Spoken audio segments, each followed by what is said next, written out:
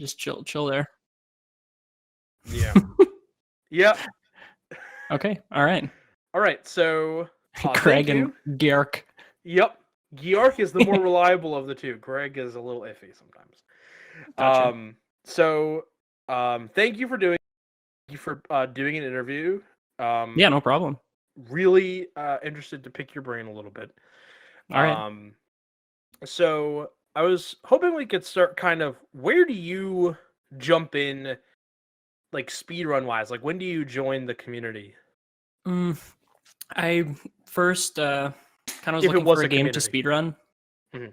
And I originally was going to run, I think like it was like either Ocarina of Time or Super Mario 64, just because those are like the two like main speedruns that I was seeing, but I didn't have an N64, so I just looked for other runs at AGDQ and I saw Bonesaw's run at some point, and I followed his stream for a while and then picked up the game.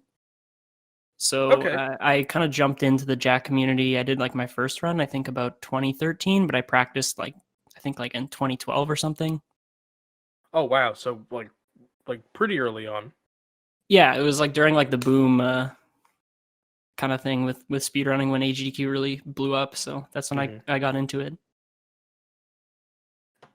So you started off, can you like talk a little bit about Bonesaw as a runner, as like a speedrunner? Did he have anything? Yeah. I think he was like, I've always seen him as like super entertaining.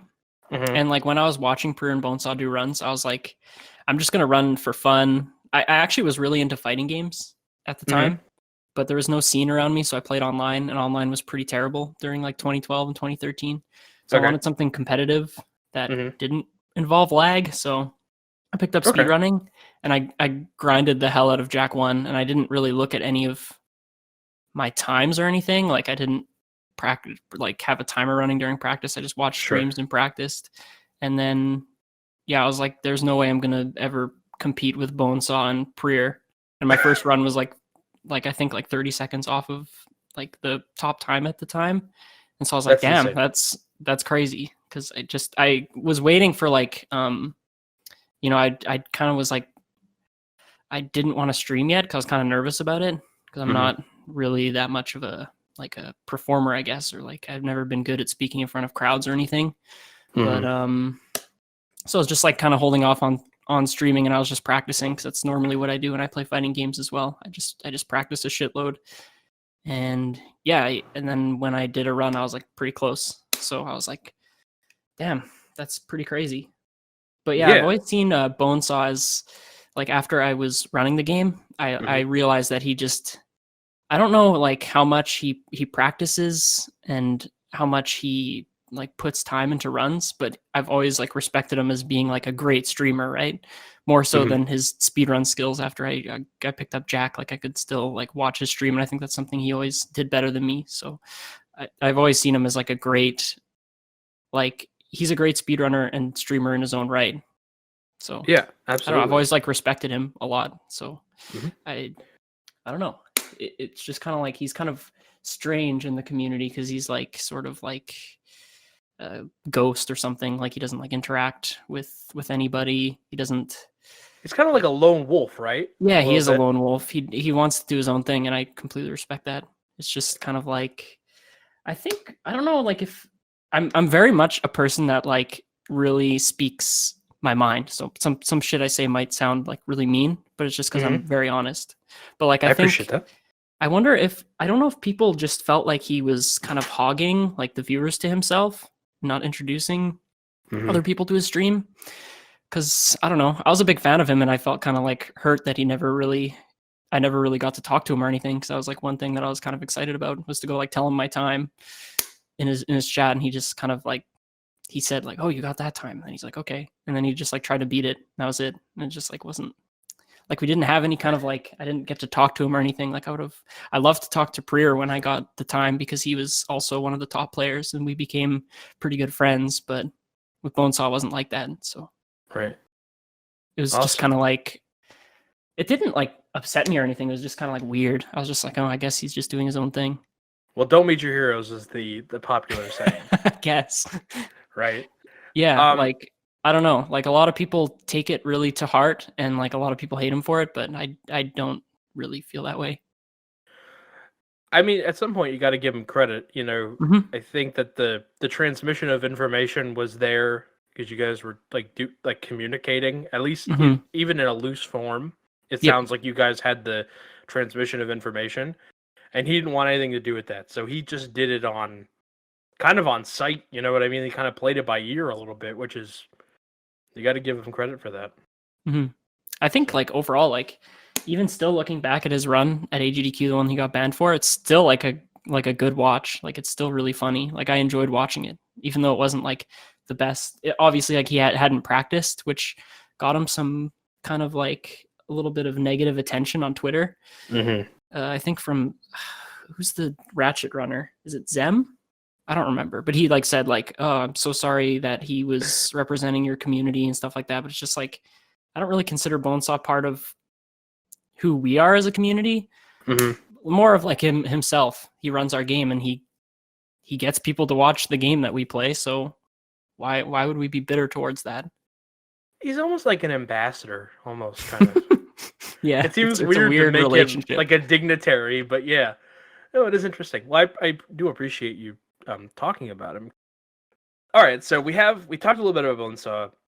Talk to me about Prier, because you're like you don't have this relationship with Bonesaw. You tell him your time. He's like, okay, yeah, whatever, go kick rocks. What is the Mhm. relationship like with Prier? What is Prier like as a runner? I think Prier he's interesting. I think like for a while, like he didn't like me at first just because I was good at the game, and I don't know, maybe he just didn't like that at first, but we became friends after that. Like we definitely, yeah, we just chatted sometimes in each other's chats and stuff. So it was okay.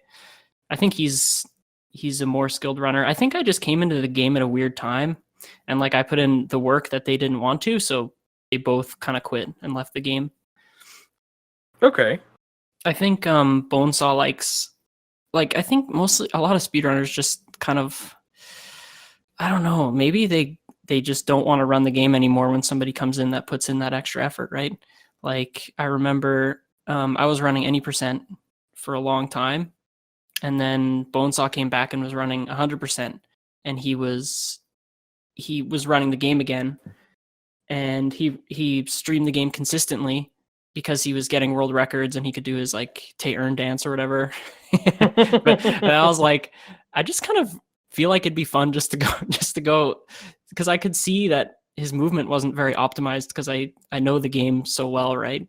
Like I broke down, like with Jack, it's like you're breaking down every single section of movement, and I'm like, I know I could do better.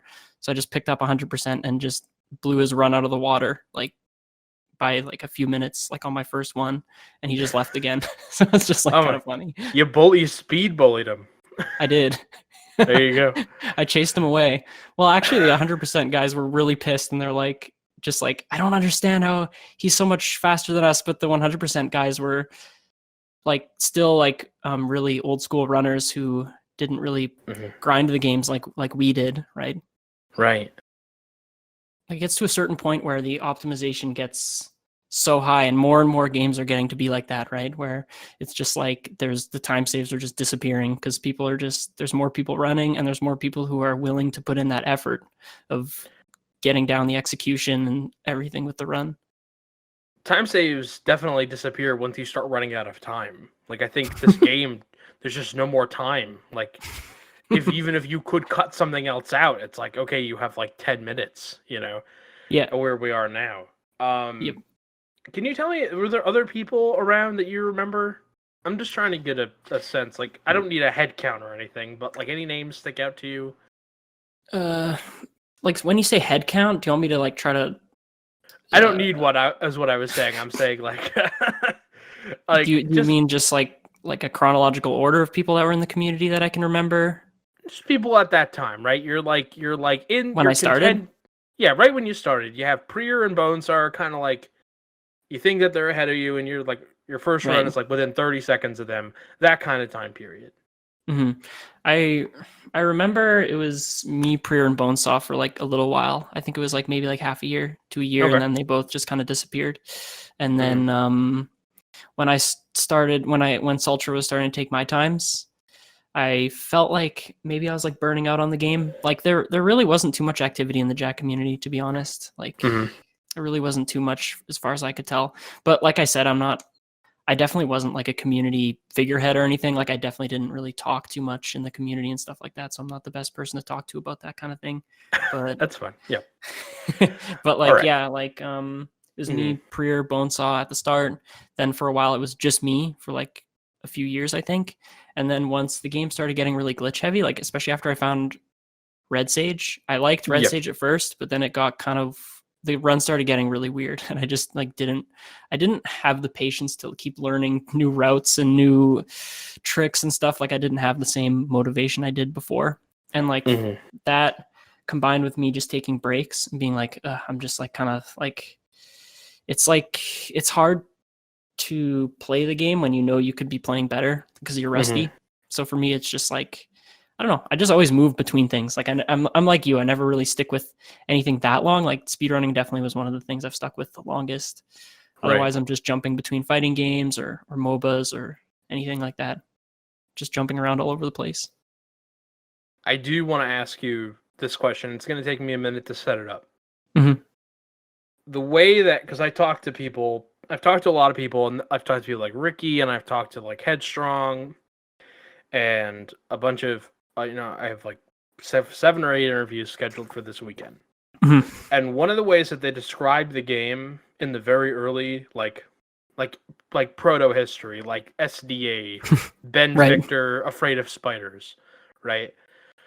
The way that they describe it is it's a game that like you can't speedrun because it's cutscene. It's Jack and Daxter the motion picture. It's nothing but cutscenes. There's all these barriers in place. And then by the time that you start running the game, it's already kind of been cut in half. So how would you describe the speedrun kind of when you started? Like what kind of speed game was it? It's obviously different now. Yeah, it's very different now. Yeah, obviously, yeah. But yeah, how would you describe it? Describe it when I first started running? You can pick any time if you want, man. You talk about whatever you want. I'm your therapist. Gotcha. Okay. Well, the thing that I guess I'll explain why I was like drawn towards the game. I remember because I really liked what game was it that I don't remember what game it was, but I always was a fan of like when I saw Bonesaw running the game, he would he'd always make a big deal out of doing fish and the RNG with fish, and I thought that was just fun, like little RNG kind of component to it.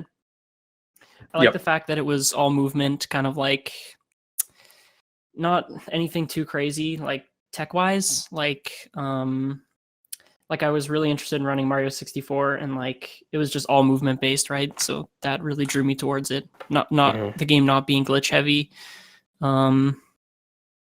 But yeah, from what I could tell, the game was just like roll jumping around, pretty much. Just roll jump everywhere, and just have clean roll jumps. But that's what you have. It's just a movement heavy game. And that's what it, yeah, very much is. Yeah, and that's what appealed to you about it at the time. Yep. Okay. All right. Let's talk about, because you said, oh, it's just you, and maybe you're in the right place at the right time. But you really, I mean, I'm going to put this kind of bluntly, as you would if you were me. You kind of made this game your bitch for like over a year. Yeah, like, I ran it quite a bit. Yeah, I mean, we're talking like you go from like a 112, you go from a 113 flat to like a 103. I have it right here, 103.29, right? Just insane. You mentioned the dark ego thing. I want to have you explain that in a minute. But one of the things I want to ask you about, I have it here somewhere. Don't do this to me, brain. Don't do this to me. All right, now I can't read. Oh, no. Oh, no. It's all falling apart for me. Okay. Your run, the movement okay, this is it. For a really long time, the movement was just horizontal, right? It's just roll jumping. Right. Really. It's really horizontal. I do remember that in the script, yeah.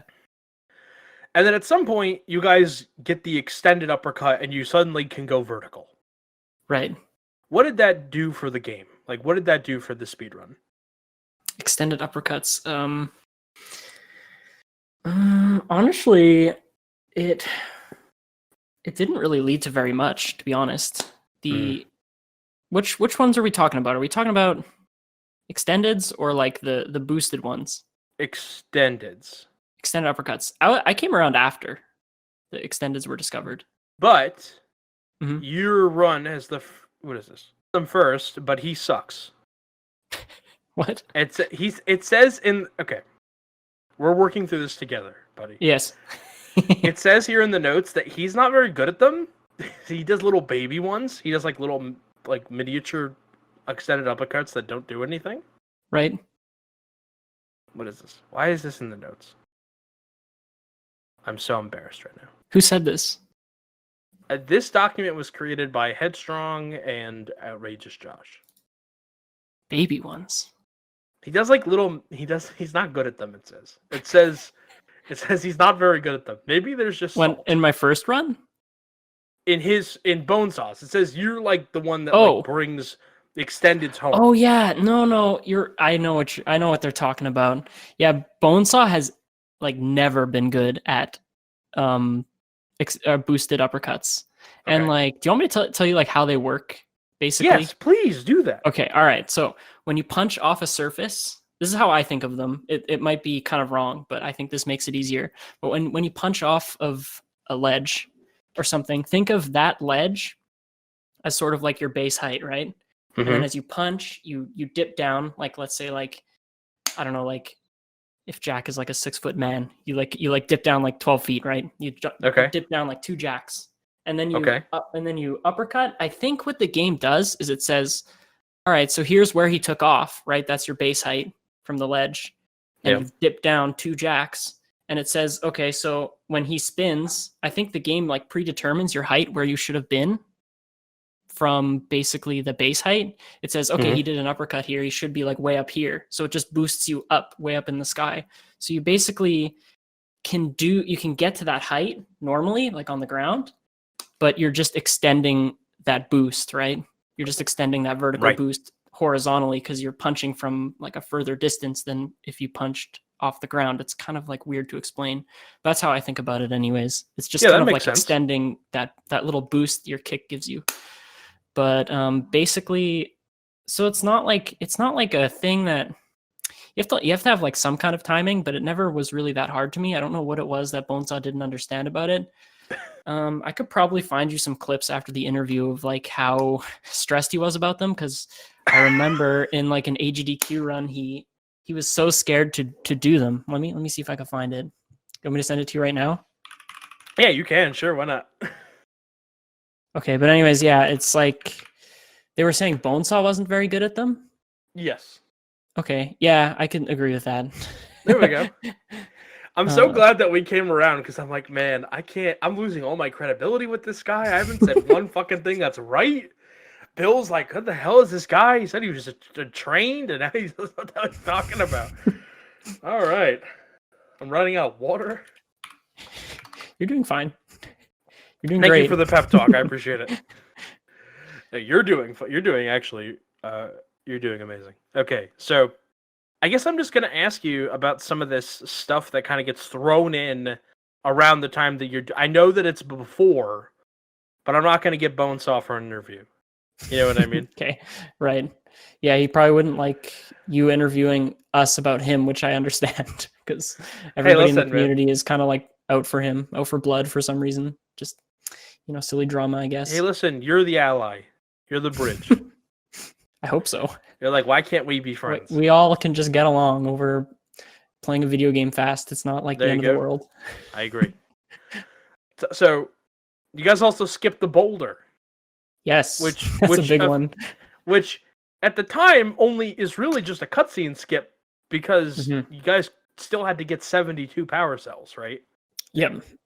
Yeah, I remember I came around when it first got discovered. Like, I remember when I got the time, people were like, oh yeah, he just got the time because he used boulder skip first, right? But I don't think people realized how little time that really saved. And I think I didn't really either. Like, even I thought, I was like, maybe it saves like more time than I thought, because I I beat Prier and Bonesaw, and that shouldn't ever happen.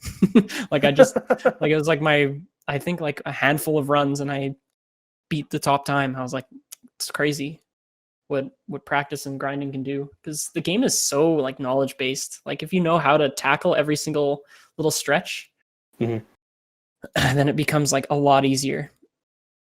Are you looking for the thing? I am. Okay. I can't find it. You'll find it, I promise. You'll find it later. What is it? What's the next step in this interview? Sorry, I was zoned out. No, you're fine. I'm just going through the list. No, you're fine. Okay. I'm looking. No, you're fine. Listen, I get paid by the hour. All right. I say that to contractors at work all the time. They're like, yeah. All right, let me put you on a brief hold. It's like, okay, I get paid by the hour. Go ahead. It's a classic. Yeah, these people don't. Is it tough to compile all this history and stuff? Like, do the communities help you out a lot? When the ones that do are usually more happy with the end result. Right. Some places are really, really good historians, and others people know, but they've never written it down. So it's kind of like you really need to like talk to people to kind of figure it out. Like there's sometimes where I don't have any idea of the history until I talk to people. Right. Where it's like, oh, what do you mean there's all these world records? Like Banjo-Kazooie was one.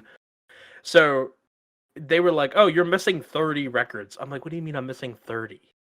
And they're like, yeah, you're missing 30. I'm like, do we have the videos for 30 more videos? You bet your ass we do. So there was just this like link dump. Someone had like a paste bin of like records. Oh boy. It was insane. It was like actually crazy. All right, so so the other big trick that kind of like precedes like your tenure here is the green sage cutscene skip. Can you just explain that? Walk me through that. The cutscene skip? Oh, it's I think it's red sage. No, this one is when you're at the Citadel. You have to restart your console. Yeah. Okay, yeah. That wasn't Listen, really Mr. Bill. Listen, Mr. Bill, I know. Okay, what was I thinking? The fact that we reset the console, like I always did green sage cutscene skip. It's like, what is it? It's like this game has been through so many changes. I have to like rethink how things worked when I started. Sure.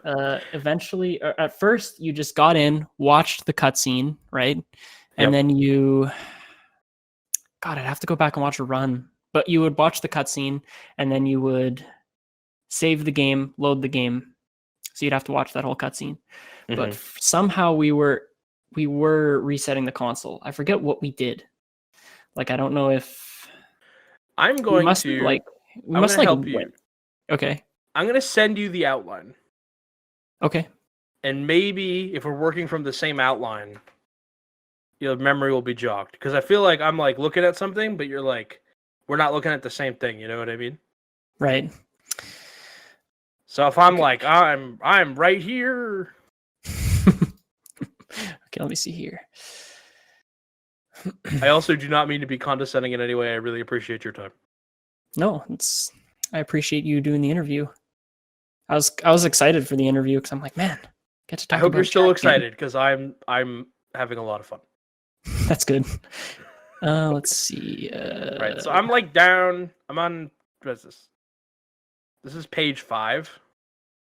I'm on page 5. I'm like Ricky has a comment like double verifying this. Oh boy. Made it yellow. I believe in you, Bill. I don't know how to use Google Docs. Scroll. Cutscene. Wow, cutscene's written a lot in this. Green sage. Here we go. Green sage skip. By kicking the container that has the power cell, letting the game autosave, then restarting the console. Oh, yeah. I was thinking of there's 2 cutscenes. Yes.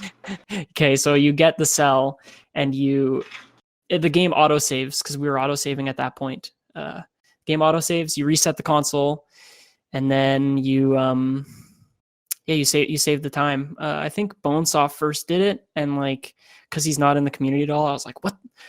Like I was just like, damn, this is like a new thing. Like that was like one weird thing about playing at the same time as Bonesaw is he'd find like these strats that you would just have no idea existed, and you'd be like, fuck. It made it kind of more fun, in my opinion, because it's like kind of like sort of like we were both finding our own shit, but like we weren't telling each other about it. It's like two civilizations going through the Bronze Age at the same time. It's like, what? Yeah, pretty much. You have an axe? Yeah, so I was like, oh yeah, you can reset the console. But I was still running on a fat PS2, and that was slower on restart, so I had to get a slim. So I ordered a slim, and that saved like a good like 10 seconds just right there. Wait a second. So the fat PS2 lost time to the slim PS2. Yeah.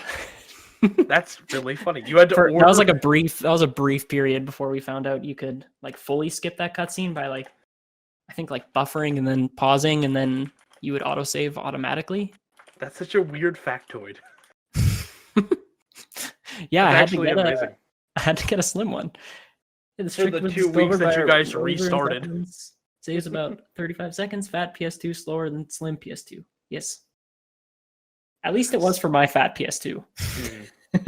Do you think that like this could be like double correct? Like Ricky could be like on a fat PS2 be like, it only saves like 20 seconds. I don't know. I'm not you sure. Could be speculative. I have no idea.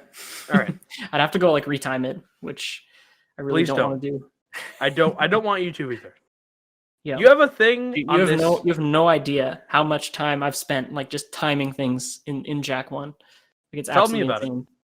I think Bloppy still has it, but I made a spreadsheet of every like orb in the game and like how much time it would take to skip it. Like, so I would like say there's 4 orbs here. If I skip them, I save this much time by like going to pick them up as fast as I could and then coming back and then like doing that again where I cut it out, right? So it's just like insane amounts of. Did you spend a lot of time like? Did you spend a lot of time testing and routing and stuff? Yeah. Yeah, I did. Like it was like personally, like whenever there was like a route change or something, I would like find which way was fastest, like hub routes and stuff. And like I did find minor route stuff. I wasn't really much of a router or a glitch hunter, but I did do both. Yeah, you found like the big one. We're gonna get there. I have a thing here. Big one. I think I'm reading. This is a little one. You got a first cycle on plants? Yeah. That used to be like considered kind of like a bit like, what is it? I don't know if it was like common to get 1 cycles when I don't think it was. I think it was like people like have done it before and like it was like highlighted, but I like normalized it just by like kind of like figuring out how to sort of like, what do you call it? Just cut the corners. Like I figured out you could clear like 2 plants at once, sort of like you can go in between because they're sort of like placed in like kind of like a zigzag pattern, right? So instead of just going along the left outer edge at the start of the plants, I would go like in between those 2. So just like small things like that, I just found out. I think it's just from people not really taking the time to like say like, how can I do this as optimal as possible, right? So I think that's the biggest thing that I did for the game. Oh, bro. I'm interested. If you remember this, you're my hero. If you don't, it's totally fine. Okay. Do you remember if you switched back to the fat PS2 after they found out you could just load the file for Green Sage cutscene skit? I ran on both, so yeah, kind of. That's such a great narrative moment where it's like, and then he switched back. That's actually really great. Eventually, I ended up testing a lot of things with different PS2s. Eventually, I kind of went kind of crazy at one point. Like I was just like, man, I wonder if like the different versions of PS2s, there's so many. I bought like 3 PS2s and I was like testing a bunch of different games that I was running. I like was testing load times with like Sly Cooper and stuff like that. So I went kind of crazy. Did you test different versions of the game? No, I didn't. Okay. Well, you had to draw the line somewhere. Yeah. There's actually a lot of different versions of Jak 1. That was recently found out. Yeah, there was like 4 versions of the Black Label. There was the Platinum hits, and then there's the PS3 version, which is based off of the one of the Black Label versions that you can't do anything, but then the PS4 version is based off the Platinum hits. It's terrible. It's just a mess. Sony, you rascal. Mm-hmm. All right. Can you talk to me about Flut and doing things you're not supposed to do with Flut? Yeah. I never really discovered anything with it, but there are some crazy stuff you can do. You can basically, there's the biggest implementation of it in like the speedrun is you kind of like grab Flut in Snowy Mountain. I think that's like as long as you've freed it in Boggy or whatever. But anyways, you hop on it in Snowy. You can jump up using the platform Flut spawns on to get up to kind of a point that you're, I guess, like not intended to, I don't think, by the developers. But anyways, somebody found out that you can jump into the wall and just jump off of like kind of getting stuck. You can kind of do it like on slopes and stuff on the walls. So you just kind of get Flut stuck long enough, then you can jump, and you can just jump, clip out of bounds in the wall and go around the barrier that's pushing you back. So you can get Flut out and then do Snowy on Flut, which is like way faster than doing it on foot with Jack. You can sort of like run through the whole level and do it that way. Oh wow. Yeah, that's pretty much it with Flut. You can also go down into the third hub world with Flut, which is unintended. But we knew about this before, but whenever you take something that is in the level like Flut or the Zoomer, they work the same way. If you can get them out of the level and load in a different level, Jack is weird with how it like loads things, but it's sort of like, I think what happens is it sort of soft loads Flut, and then it like, it's not, the model's not there, but you're still riding on it. So it's like invisible. But if you go too far, I think it completely deloads and it crashes the game. So I think that's how it works. I think it kind of like soft loads like levels around it. And then once you kind of like get out of that zone and it loads, it's like completely off the back burner. Like it's not half loaded or whatever. It just crashes the game. I think it just doesn't want to load that. So okay. Yeah, so there's some crazy stuff you could do with it. Eventually, we found out you can just skip the gondola and go into the gem cave, right? Which is used in 100%. And then you can just get to the miners really fast and then just save loadout. It's kind of crazy stuff, but yeah, absolutely. From when I ran the game, it wasn't too crazy. It was just running around on Flut and Snowy, and you could do the level way faster just doing it than on foot. It's the normal amount of crazy, of course. Yeah, it's a fun level because of that. For one of these stretches of time, because I can't obviously talk about every single record that you have because I'd be here forever. I kind of broke them up into little ranges, and there's a section of time here from like you have like a 109.02 to like a 106.32, and if you control left to 106.32, you'll kind of find where I'm reading from. It says it was high. It's 106.32. Okay. Yep, I see. Yeah. So it says it's highlighted by a major reroute of Hub 2, and it just sounded earlier like you said your major contribution to the speedrun, your lasting contribution, I guess. Apart from your incredible reign of benevolence, is all of your routing. Can you explain to me a little more about what this route change was? It says major reroute. That sounds so significant, but I don't remember. Maybe I could like look at the run.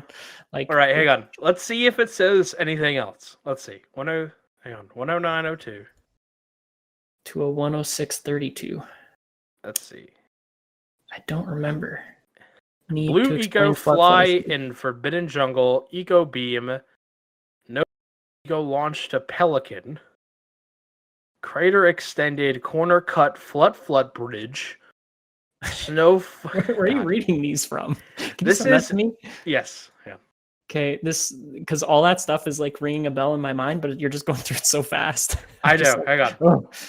This game has went through so many changes. That's like one thing that probably led to me dropping it was just how many times the game like changed, and it just like wears I'm gonna on me. get this as a great quote at the end for why you leave. By the way, so I know you've said it twice, but I'm gonna get you on tape the third time. It's gonna be way better. All right, this is the world history.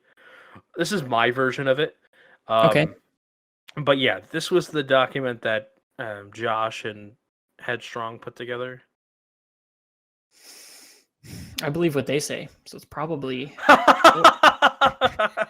I love that answer, by the way. no basin race, fast cycle zeps, rock jump basin, ring swerve.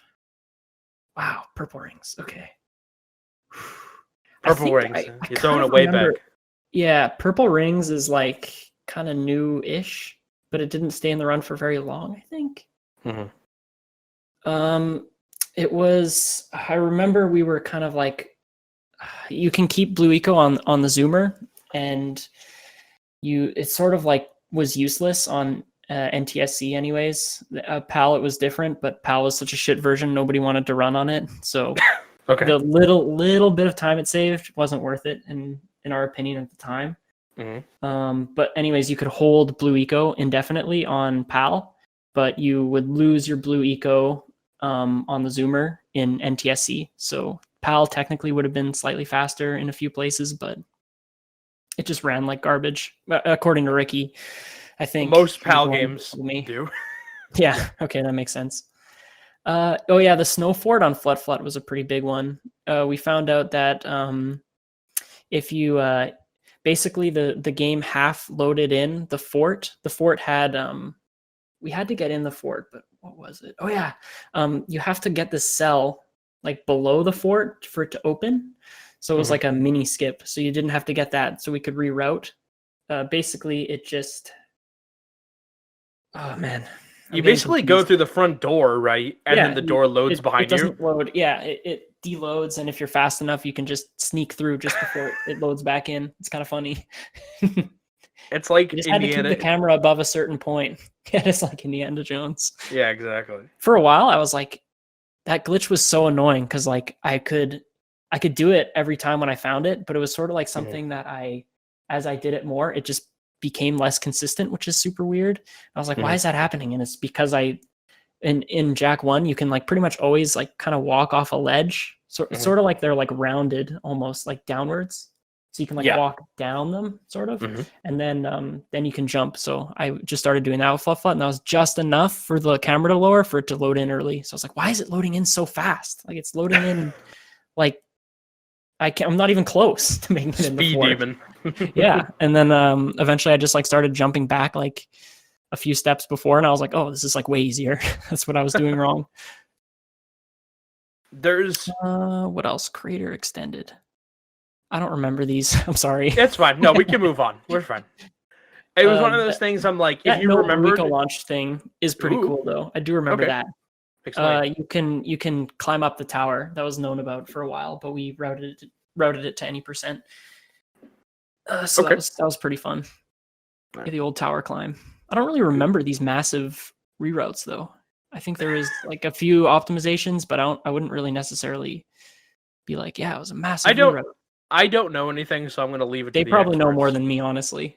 Well, you know what's funny? It's like this is your life. People like know more about you because they've watched all the things that you did in real life. I always find people that watch all the videos, they know all like the errors, and I'm like, I made these videos. I don't know where all the errors are. I made them. You know? Right. Well, it's kind of like that thing where like you do like a paper and you spend so much time writing it, and then you don't even realize simple mistakes that you've made because you just skim past. You become blind to it. Yeah. Yeah. You're just like, this is all good. I've already looked through this, and then you just leave it. It also looks like this was changing so much. I mean, it's not a long. I mean, listen, this is from June 11th to July 31st. There's like 6 route changes here. Yeah, it drove me insane. Learning all these new routes. Like it just started to get jumbled up in my brain, like I had dyslexia or something with like the routes in the game. Oh, that's definitely making it into the script, by the way. That's definitely making it into the video. That quote. All right. Talk to me. So there's these 2 cells. I think this is one of the most interesting parts of the whole game. Fire Canyon, Skip, and Lava Tube Be Damned. I think this is one of the most interesting things in the whole game. Okay. The 2 cells that are in Lost Precursor City. Right. that are tied to the the rising dark eco room is what I've been I told to love call these it. 2 cells. They're Dude, so awesome. I think they're so cool. Please tell me the whole thing. All right, so Tell I me was like like, I'm someone else. Tell me like I'm a third party. all right, so like we're trying to find time saves on cells, right? I'm like, what can we do to just like, I don't know. I just always, I guess I was more of a router than I maybe thought. Like I always wanted to find new shit. So I really wanted to find a way to get behind this damn door, because it's like you can hear the cell from the other side. So it's almost like the developers are teasing you by being like, how do you get behind this door, right? So like whenever a speedrun does that, whenever developers do that, one of the most fun parts about speedrunning is just like raising the middle finger to the developers and being like, I can get past this wall that you are teasing me with, right?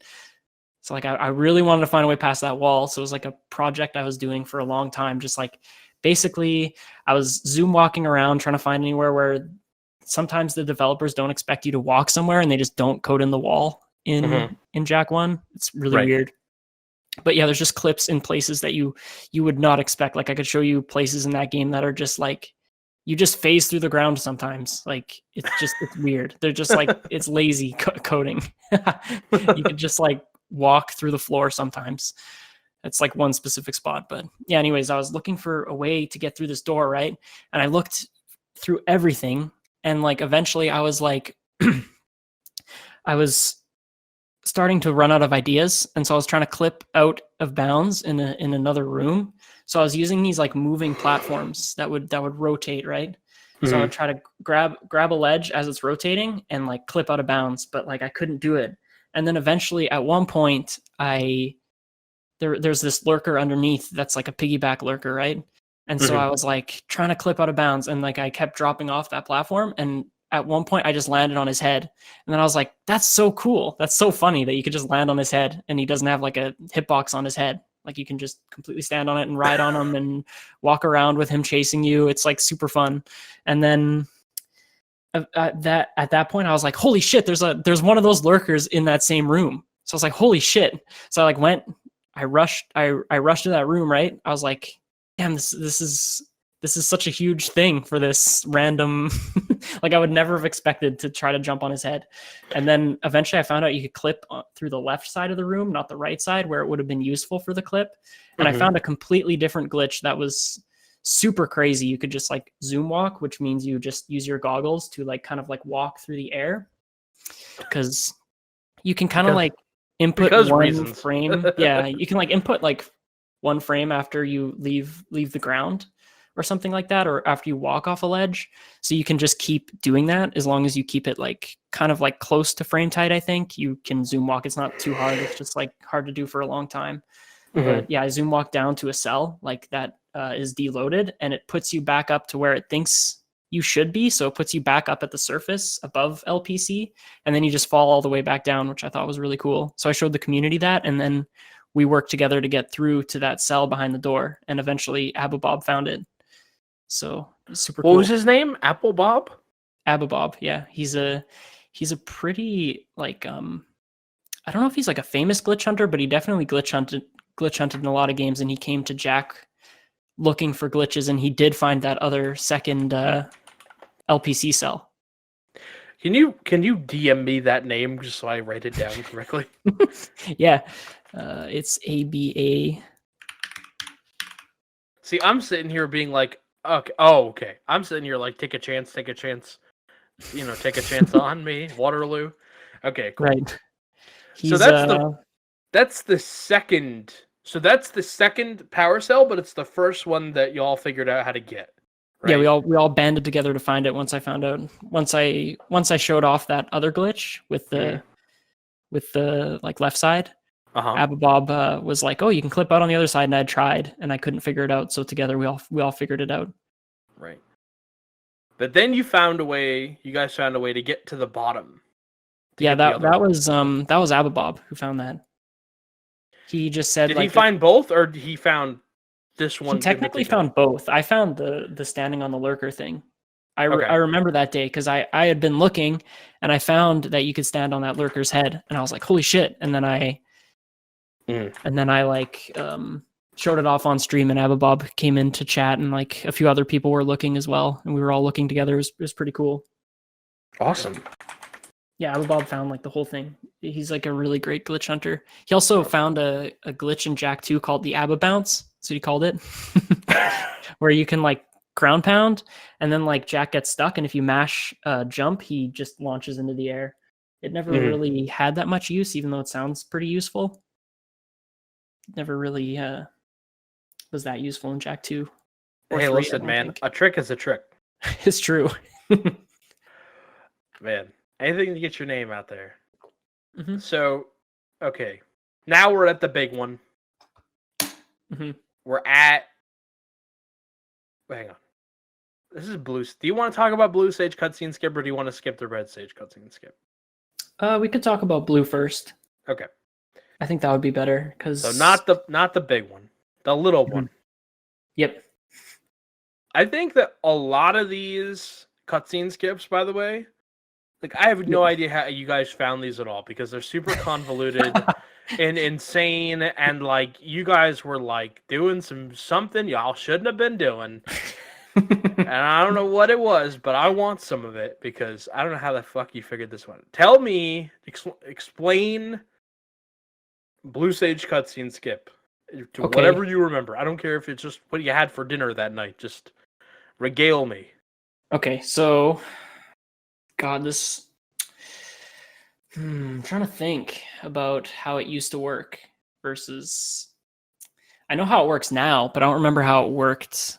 If you want to Control F, and if you Control F the number 40 people, you'll find my little section here, if that jogs your memory. Okay, hold on. I gotta open the document again. I'm not trying to load your lips, by the way. I'm just like, maybe this will. Right. Let me see. No, I like genuinely can't remember, because it's just been through so many changes. So what is it? 40 people? If you type, if you Control F 40 and then space people, you'll get to the section. Okay, yeah, I see.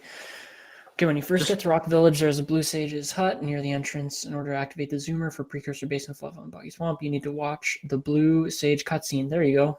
A runner named Sultra99 found if you go down to Precursor Basin before going to the Blue Sage's hut, get the checkpoint Precursor Basin, then go back to Blue Sage's hut, you can press the button that activates the cutscene. You can then pause before the cutscene starts and save and load the game.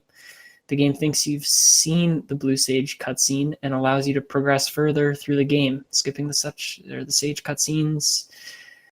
This way leaves a cutscene bubble around the hut, which is why you need to go back to Precursor Base for a checkpoint. This saves 15 to 25 seconds. Okay, that sounds right. I think I don't remember who found it, but Sultra seems like it would be he could find that. This one, everyone has attributed to Sultra. Yep. I think at some point I was messing around with hitting the button and kind of like saving and then loading. I think, I don't quite remember, but I think I was doing that, but I was definitely not anywhere near finding the cutscene skip. So it definitely wasn't me. That's all I know. Wasn't me. All right, let's do it. Let's talk about the big one. Okay. This also, one I kind of... I'm so, like, this is so cool, but again, convoluted, insane, and it's been explained to me 8 times, and I barely understand what we're doing. But so go ahead. How did you find this? How did I find this? Well, obviously, if you can skip the Blue Sage cutscene, right? You should be able to skip the Red Sage cutscene, because you can. Well, the thing was, it's bringing me back. I never really thought about this in so long, but it's like you'd think that there'd be a way to skip it, right? Basically, how was it that we needed to skip it?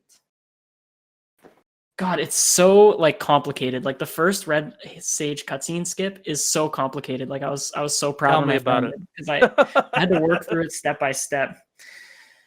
Oh man, and I just did it offline, so there's like no way I can really go back and look at it.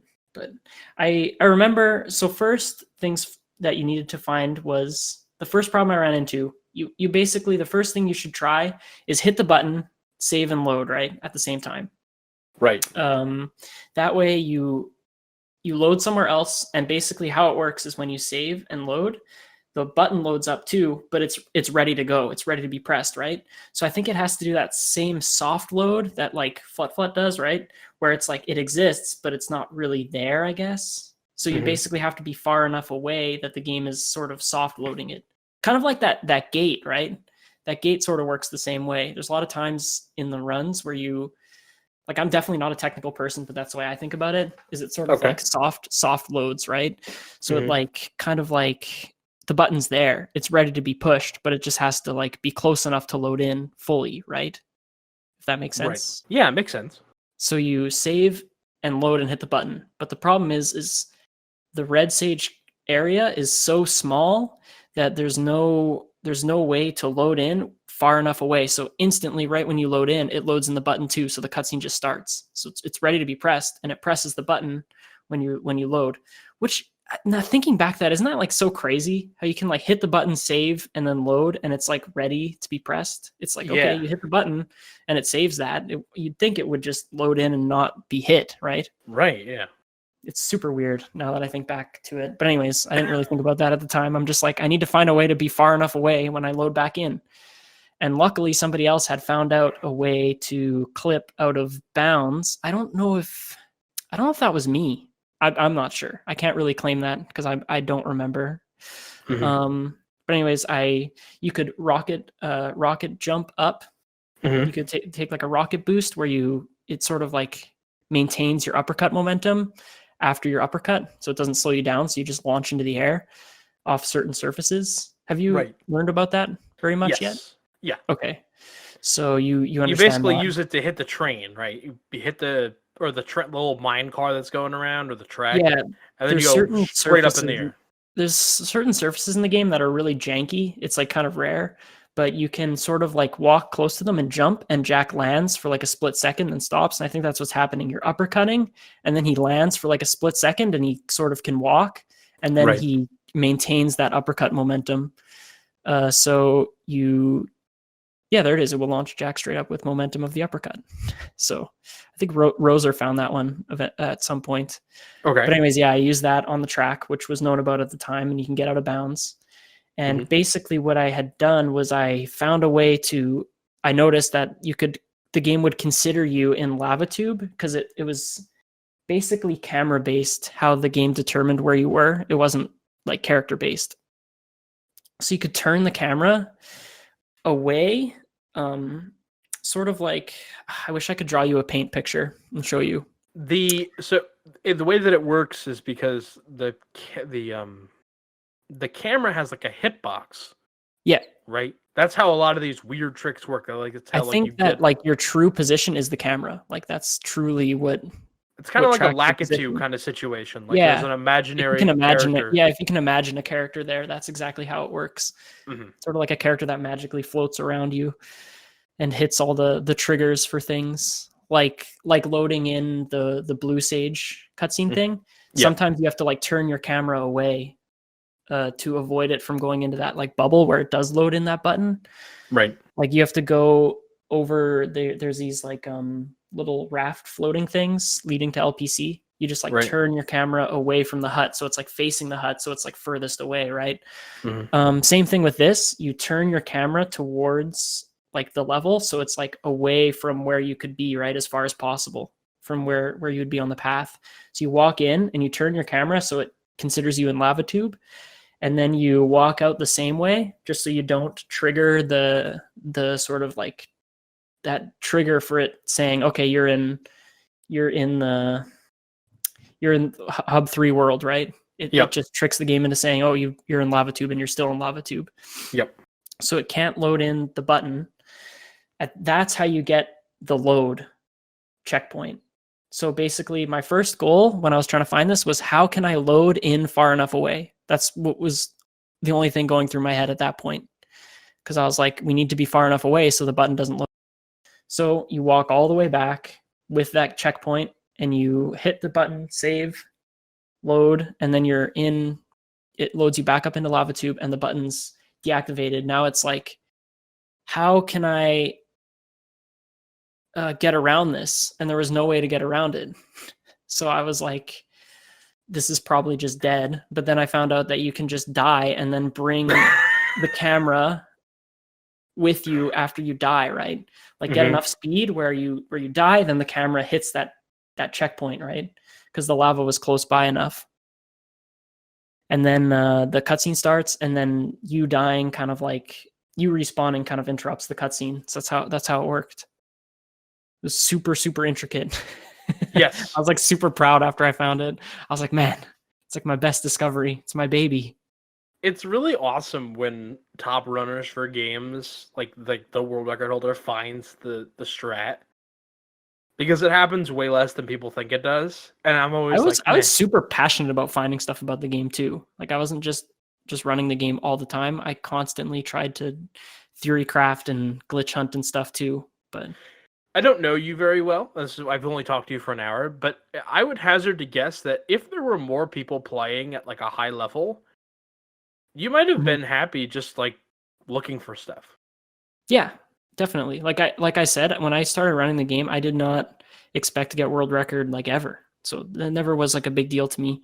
That's one thing that kind of drew me away from speedrunning was I felt like people put too much emphasis on world record times and stuff. So, well, I hate to tell you what we're doing. I know. Yeah. No, I agree though. Like there are people that like what is the plague upon speedrunning, and I personally, it's a great tool and it's a great service. But I personally am just like, man, SRC is like the worst thing that could happen to speedrunning because it made the leaderboard more important than anything, playing. Really. Yeah, made your position on the leaderboard like a status symbol. Right? It's like when it was just like a spreadsheet that people kept on their own for fun. Yeah. Like it was fine, but now it's like a monument that everyone looks at and everyone checks. Yeah, that's like, or you get like people that are just, and I don't want to take too much more time for me just to bloviate, but you get people like who are, I don't mean to demean people, like work in fucking shoe stores, okay? Right. And it's like they're holding over people power that they can approve your time. I'm like get bent, guy. Like, come on, what are we doing? Did he go fast? Did he break any rules? Okay, then get off your ass. Just hit the check button. I moderate for games. I check to see if they started the timer right. I check to make sure that they met the rules, and then I check to see if they ended the timer right, so I can retime it to make it faster. And then I go back to work. Go back to whatever I'm doing. Right. So I just wish the community was more centered around like races and stuff like that. Like I don't know. Do you miss SRL? Yeah. I do.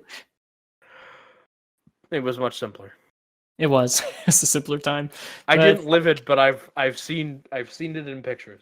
I get from a viewer standpoint why that's important because it's just like such a like I've never agreed with the fact that it's called like world record because it's like it's like the top time. But it's just seems so I don't know, like what do you call the word for like glamorizing or something? I don't know, just making up words at this point, but it's sort of like it's put on like a shelf and like I don't know, it's sort of like I just wish it was a lot of pageantry. There's a lot of pageantry involved. There's a lot of like it makes it very like it's like putting lipstick on a pig because right, we're just getting a fast time in a video game. But the only way that I rationalize this to myself is that there's a guy who hit a point in his life where he said, my claim to fame will be that I have the world's longest fingernails and that I keep them in a silk bag. And they're longer than I am.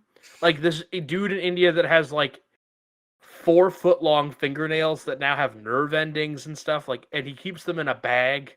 He has to keep his hands in a bag. Like that man has made a commitment. I think that's repugnant. And I can't imagine why you would commit your life to that. But there are other people that would also be like, I can't imagine why you would commit your life to playing video games fast. So I'm like, okay. So if the guy with the 8 foot nails can be a world record holder, I'll be a world record holder too. Let's call it. Right.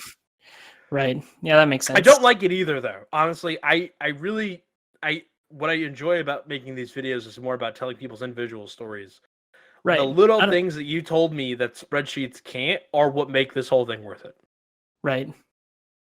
Yeah, there's definitely a lot of good stories that go along with the speedruns rather than just world record, but it's just how it's just what I don't know. It's like what viewers really enjoy about it.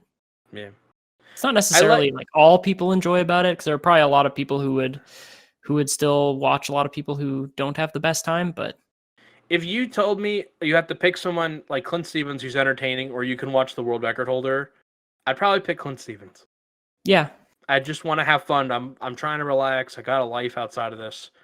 I'm just trying to chill for a little bit. You know, he's playing a game that I like. Whatever. You know? Yeah.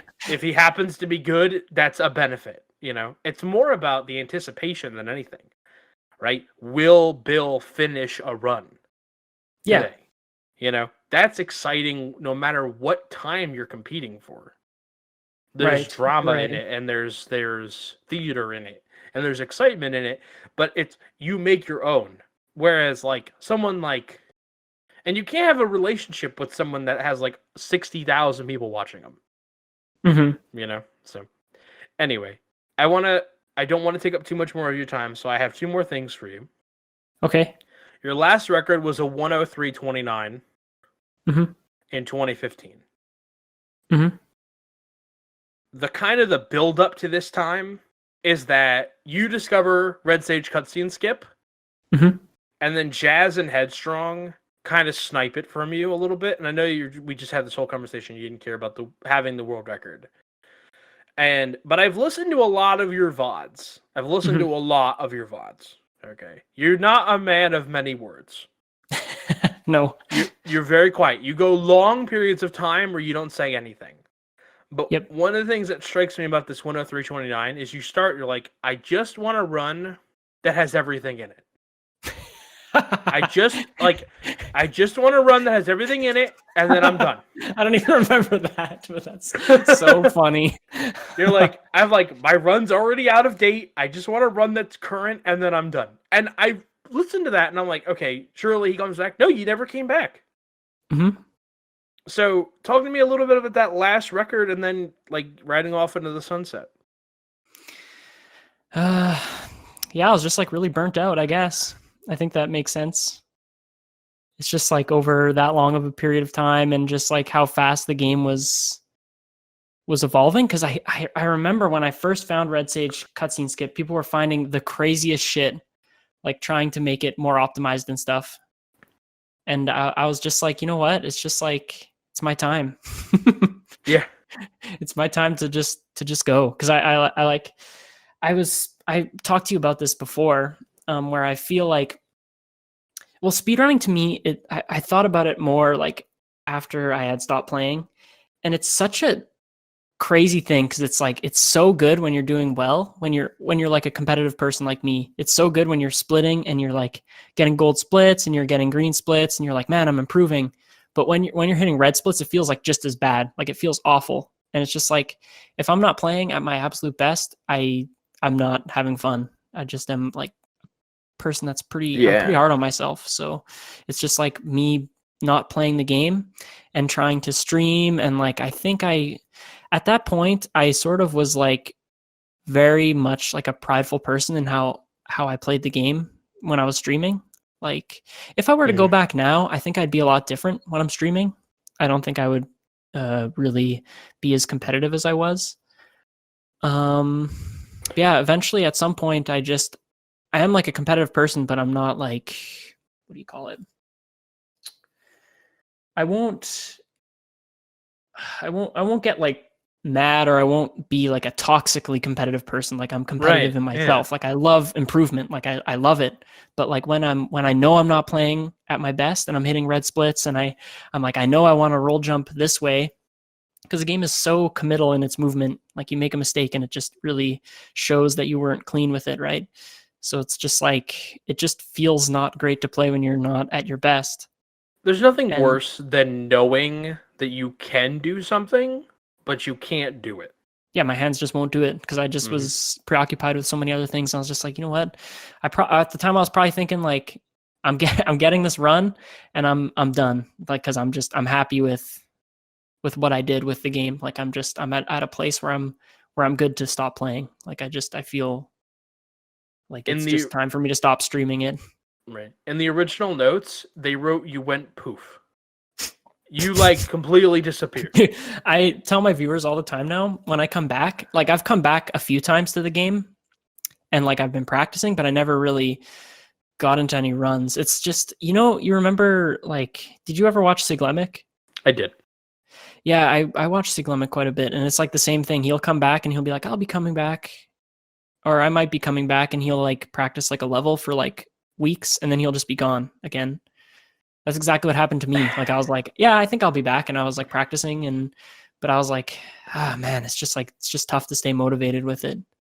It's like when you see like your high school sweetheart or something like that, and you're like, oh, hey, you live around here? And it's like, yeah, it's like, I'm going to be seeing more of you. It's like, nope, no, bad idea. No. We had our time. It's like, it's moved on. I mean, so, I think just, there really wasn't anybody, there wasn't a clear successor to you leaving, right? In terms of like who was going to contend. The two people, the two or three people that had the records before you, and no disrespect to them, because I have nothing but respect, and Headstrong and Jazz would both go on to be world record holders afterwards. Mm-hmm. But everyone that kind of had the world record beside you kind of just sniped you. They were like, oh, new trick, bing, new trick. New trick. That's what the game was. Bill's like, I'm gonna go have dinner, and then he comes back. He's like, new trick, new record, new trick. Once the game got like really crazy, I was like, I'm okay with this red sage skip that I found, but then it just opened like Pandora's box for like other shit. Yeah. Like that's when people discovered that like weird pause buffering trick. I can't even explain to you how it works, but it's just super weird. And then it's so crazy, but only, 3 months later, the first sub hour happened. Yep. Like, you got off, like, right as things stopped being normal, almost. Mm-hmm. Well, that's like another thing that's keeping me away from the game, too. Well, all the crazy stuff now? Yeah, it's just no longer just movement-based and kind of like, it's just crazy. It's just wild. Do you have, or do you want to say, like, any, like, color commentator-esque remarks about any future runners that are in this sheet? Wait, what do you mean by that? Like, I don't know. I don't know if you're into, like, professional sports or not. Most people I interview say no. But you'll be like... I am. Okay, there you go. Mm-hmm. Like, what's your favorite team? Favorite team? Yeah. Well, I'm a hockey fan, so I like the Vancouver Canucks. There you go. God bless you.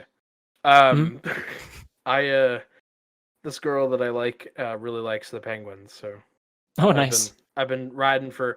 Yeah, it's really. I'm all over the place, man. I kind of. I never root for the front runner in hockey because I'm like, man. But the Vegas, the first year at Vegas, I rode that all the way to the end. Yeah, they're a great team. Well, they don't have a first line, but they have 3 second lines, which I think is so interesting. Yeah. It's like the best construction of a hockey team ever. So it'd be like, like they're talking like hyping someone up. Do you want to say something like, it wouldn't be like, because obviously you're not an authority on anything that happens after this point. Do you want to say something nice about Headstrong? Do you want to say something nice about, I don't know if you know any of these other people. Ouija. Well, actually, the funny thing is a lot of them were like my viewers for a while. Like Jazz was like a mod in my chat forever. So I came back at one point. I'm like, man, Jazz like runs this game and he's really good. It's really cool. That's interesting. It's like a repeating cycle. Yeah. I'm gonna work that into the script now. All right. Thank you very much Bill, for joining me today. I really appreciate it, and I hope you enjoy the video. Yeah, I think I'll enjoy watching it. Thanks for interviewing me. Yeah, It's fun. absolutely. All right.